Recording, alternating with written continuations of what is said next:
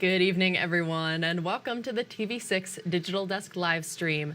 My name is Molly Birch, and I'll be taking you through a recap of today's headlines. This stream runs every night starting at 7 Central Time from Sunday to Thursday. Usually, I'm here a little early tonight because of the presidential primary today. But feel free to comment and ask any questions in the chat as you feel like it, and I'll do my best to answer those questions as we go and after the stream as well. With all of that business out of the way, let's take a look at our first story for tonight. Today is Michigan's presidential primary election, as I just said.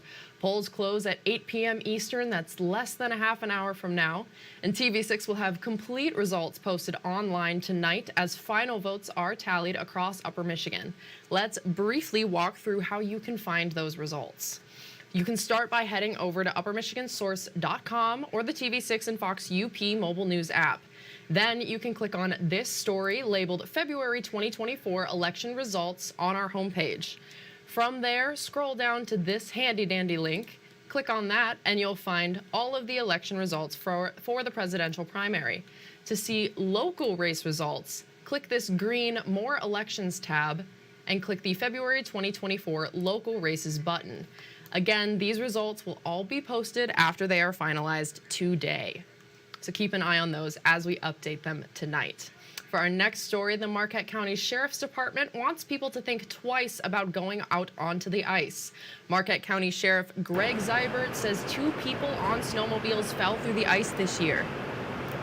He says not to drive out onto the ice if you are let's get that video back in there. There we go. If you're questioning whether it's safe, you should not go out on the ice at all, Zybert says. And if you don't see people on the ice, there's probably a good reason for it.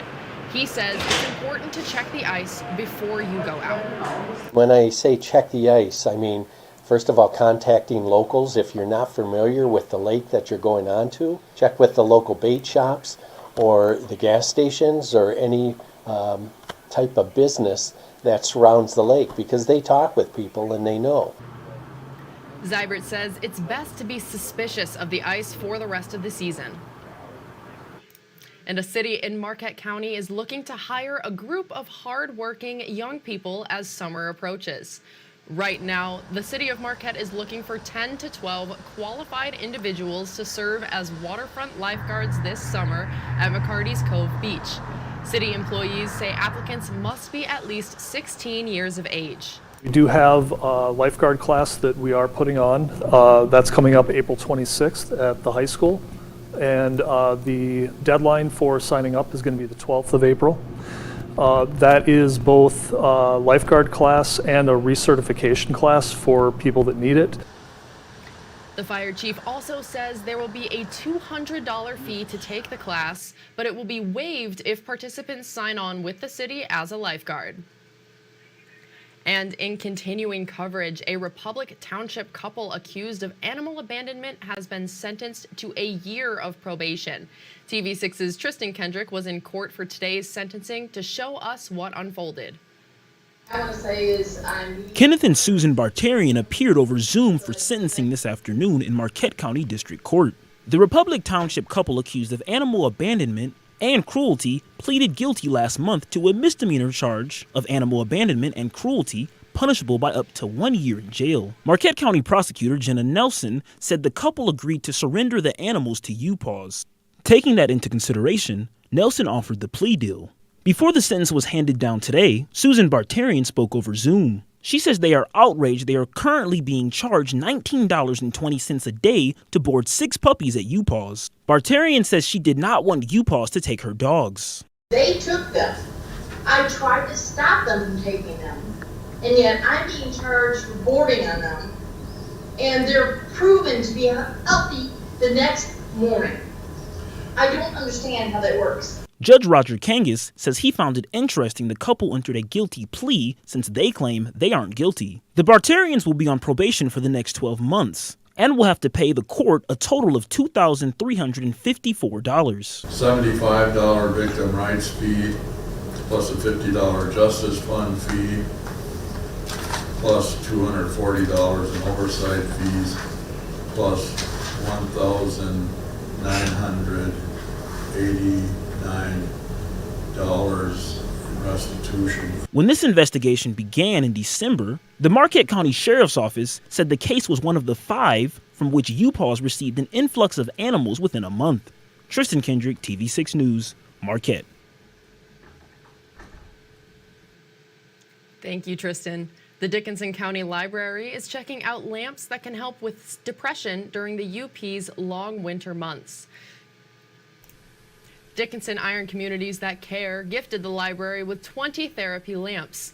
These produce light, which the library says helps people with seasonal affective disorder and depression. If your doctor were to recommend this type of therapy, it's a great way. You can check it out, and if it's something that works for you, maybe you'd like to at that point purchase one of your own, but it would give you a way to check it out for free. And if you're just interested, of course, anyone can check them out and just see if it has an effect for you.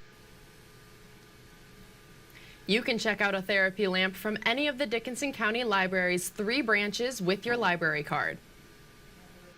And finally tonight on the TV6 Digital Desk live stream, a lumberjack, a mail-order bride, and a woman disguised as a man walk into a remote logging cabin in northern Wisconsin. It may sound like the beginning of a joke, but it's actually the cast of the newest Players Knock musical called Lumberjacks in Love. The play is about 5 lumberjacks with nicknames like Muskrat and Slim.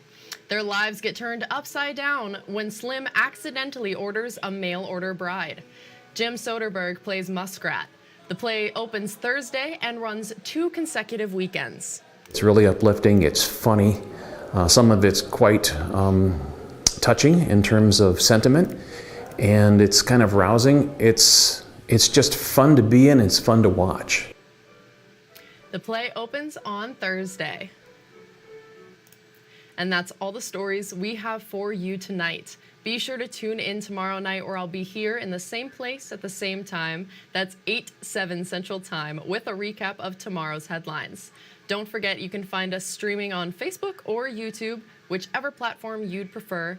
And if you have a story idea you think we should report on, feel free to contact us at any time. These are a few easy ways to get a hold of both myself and others in the newsroom. And again, you can contact us at any time. We would love to hear from you and what's happening in your community. Thank you all again for joining me live at the TV6 Digital Desk. And if you're interested, in just a few minutes at 8 o'clock, we'll have a special stream coming up that you can join us for again. But if not, have a great rest of your night.